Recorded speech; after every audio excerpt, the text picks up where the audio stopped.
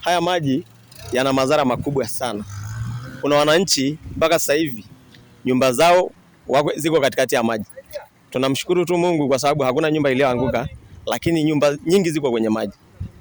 Kunusuru hii hadha ya maji, tulikuwa tunaomba mheshimiwa mbunge tupate ukingo karibu na reli pale, ili maji ambaye kwenda eneo la wazi ambalo tulihamisha wananchi kwa ajili ya uwanja wa ndege, kwa sababu ni eneo la wazi na haitakuwa na madhara sehemu yoyote.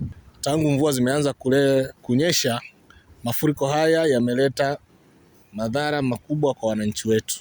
Watoto hawezi kwenda shule, wazazi hawawezi kwenda kupeleka mifugo iko ndani, wananchi wako ndani, kazi zimesimama kwa sababu ya mafuriko. Lakini moja ya sababu ni ujenzi wa barabara ya Moshi Arusha, ambayo mitaro ilijengwa pamoja na makalavati 6. Yale maji yote yanayokusanywa kutoka wilaya ya Siha na pembezoni mwa Kia yanakuja kwenye makazi ya wananchi.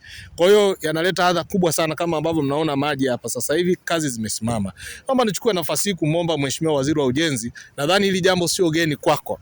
Tuliwahi kuzungumza ana kwa ana, tuliwahi kutembelea mradi huu, lakini pia hata ulipofanya ziara yako mara ya mwisho niliongea na wewe kwa njia ya simu nikikukumbusha kuhusu jambo hili. Meneja wa TANROADS nimezungumza naye kwa kina. Naomba nikuombe sana Mheshimiwa Waziri, kwa kweli kwa hati ya dharura utusaidie sasa hivi kuweza kuokoa hiki kinachoendelea, kwa sababu kadri mvua zinazoendelea ndivyo tatizo linavyoendelea. Mimi naamini tunaweza kuchukua hatua za dharura kwa kujenga ukuta mbele ya reli, lakini pia kufungua baadhi ya njia ambayo kazi hii inaweza kufanyika kwa sasa hivi kipindi mvua inaendelea, wakati tukisubiri mkakati wa kudumu wa kuondoa tatizo. Kweli siku ya leo tumemwona mbunge wetu amekuja kwa sababu tumepata madhara makubwa ya maji. Yaani kama hivi mnavyoona maji yamekuja ni mengi sana, yameleta madhara makubwa. Watu hawatoki ndani, wakina mama hawapiki, hawafanyi kitu chochote. Ila tunamshukuru Mheshimiwa Rais kwanza kwa mradi mkubwa aliotupa wa barabara kubwa ya lami Arusha Moshi. Lakini sasa pamoja na ile barabara kutengenezwa, kuna makalavati yale walioweka, yale maji yamejikusanya, yamenyoshewa, yanakuja upande mmoja na ndio yanakuja kuleta madhara kwa wananchi. Kwa hiyo sisi kikubwa tunachoomba serikali yetu sikivu, tunajua ni sikivu. Mimi kama mama ninaamini ya kwamba serikali itasikia. Tunaomba msaada kwa ajili ya wananchi wetu wa kata ya Kia. Hali sio nzuri, hali sio shwari kama mnavyoona. Watu wako ndani, hakuna anayetoka. Kitakachopata baadaye nadhani ni kuililia serikali kwa ajili ya chakula kwa ajili ya wananchi. Kwa majina naitwa Mami Lazaro Ndamu. Tumekuwa na changamoto ya maji mengi yanakuja mashambani, yameharibu mazingira, yanakuja paka kwenye manyumba ya watu.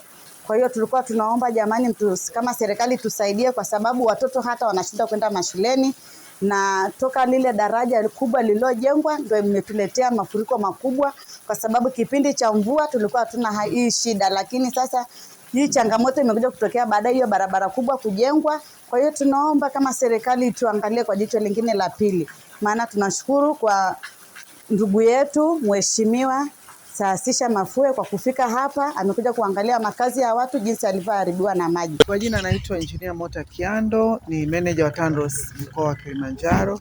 Tumetembelea eneo hili la kata ya Kia, kijiji cha Sanya Station, ambacho ni kijiji kimeathirika sana na maji ya mvua, na tumepita huku kuweza kutoa ushauri kuona ni jinsi gani haya maji yanaweza yakazuiwa yasiende kuathiri wananchi huko maeneo ya kijiji cha Sanya Station.